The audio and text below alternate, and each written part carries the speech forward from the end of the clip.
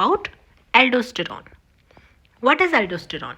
Aldosterone, as we had already discussed, it is our chief mineralocorticoid which is synthesized in zona glomerulosa of adrenal cortex.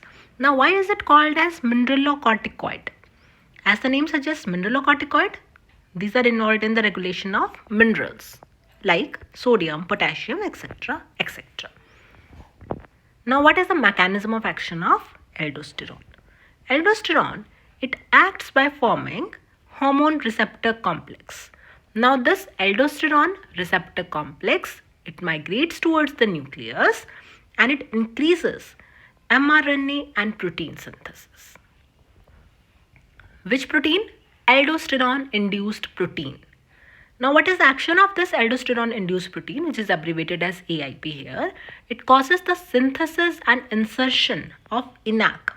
ENaC means epithelial sodium channels in the cell membrane from the cytoplasm. In addition to this, it also increases the activity of membrane sodium potassium exchanger. What does it do? It increases the intracellular sodium ion concentration. So this is the mechanism of action of our chief mineralocorticoid, that is aldosterone. What are the physiological actions of this hormone? It acts over kidney, sweat gland, salivary gland, gastric gland. Okay, so we can see what happens in these organs. In the kidneys, what does it do? In the kidney, this hormone acts on the distal convoluted tubules and the collecting duct. These are the sites of action. What does it do here? It increases the absorption of sodium, ions and water. Now both of these, sodium and water, they cause increase in the extracellular fluid. How? By increasing the insertion of ENaC, epithelial sodium channels, on the luminal wall of the cells. In addition to this, it also increases synthesis of ENaCs that actively transports sodium ion concentration. We had discussed the same in the previous slide. Okay. It also increases the excretion of potassium and H ion in the urine.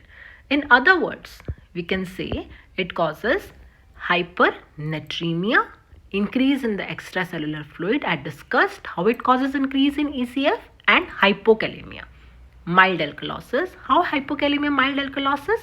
Because it increases the excretion of potassium and H ions in the urine. Okay. In the sweat gland, salivary gland and over the gastric glands, this hormone, it increases the reabsorption of sodium.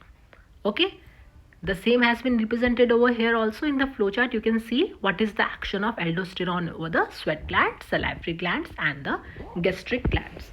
So in nutshell, we can say aldosterone causes hypernatremia, hypokalemia, increase in ECF and mild alkalosis.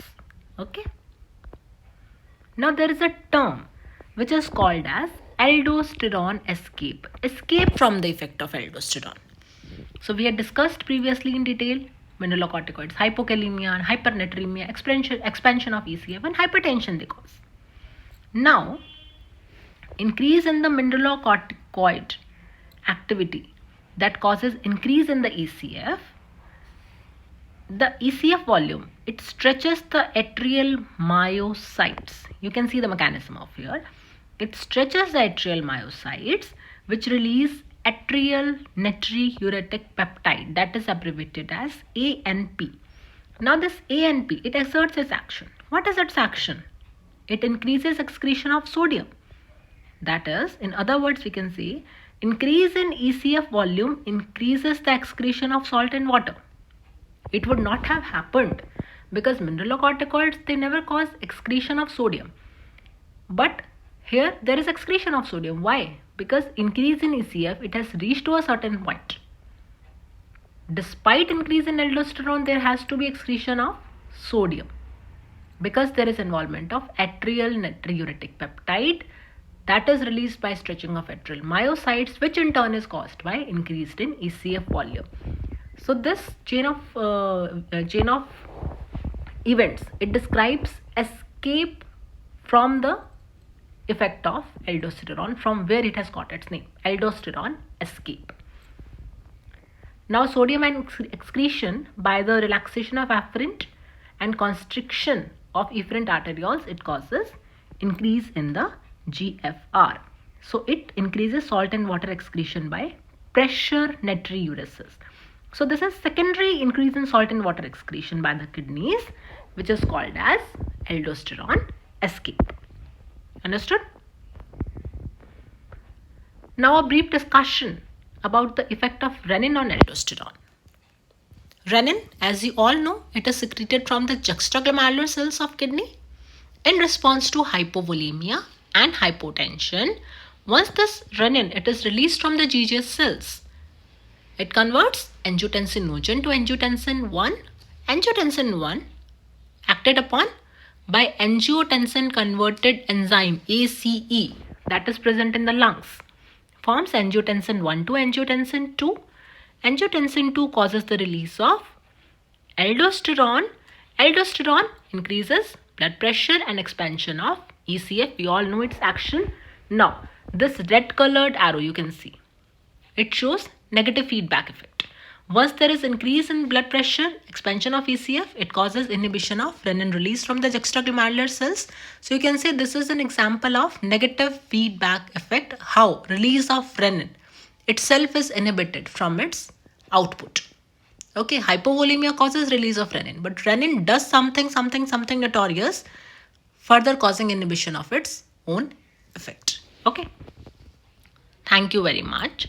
We discussed about aldosterone. We discussed about its physiological action, mechanism of action, escape of aldosterone from its own effect.